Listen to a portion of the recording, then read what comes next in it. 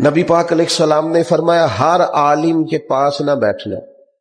اس عالم کے پاس بیٹھنا جو تمہیں 5 چیزوں سے نکال کے 5 چیزوں میں داخل کرتے۔ یا رسول اللہ صلی اللہ تعالی علیہ وسلم کون کون سی؟ تو حضور نے فرمایا اس عالم کے پاس بیٹھنا جو تمہیں شک سے نکال کے یقین کی طرف لے آئے، دوسرا وہ تمہیں ریاکاری سے نکال کے اخلاص کے زمرے میں لے آئے، اور تیسرا نبی پاک صلی اللہ تعالی علیہ وسلم نے فرمایا وہ تمہارے دلوں سے دنیا کی خواہش نکال کے اور تمہارے دل میں تمہارے رب جو تمہیں آخرت میں چیزیں دینے والا ہے اس کی محبت تمہارے دلوں میں پیدا کر دے۔ اور چوتھے نمبر پہ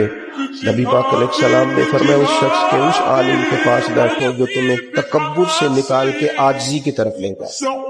اور پانچواں اللہ کے محبوب علیہ السلام نے فرمایا اس عالم کے پاس بیٹھو جو تمہیں دشمنی سے نکالے اور خیر خواہی کی طرف لے جائے، جس کے پاس بیٹھنے سے عداوتیں نہ بڑھے بلکہ تمہارے دل میں خیر خواہی کا جذبہ۔ یہ 5 چیزیں خود رسول کریم نے بیان فرمائی۔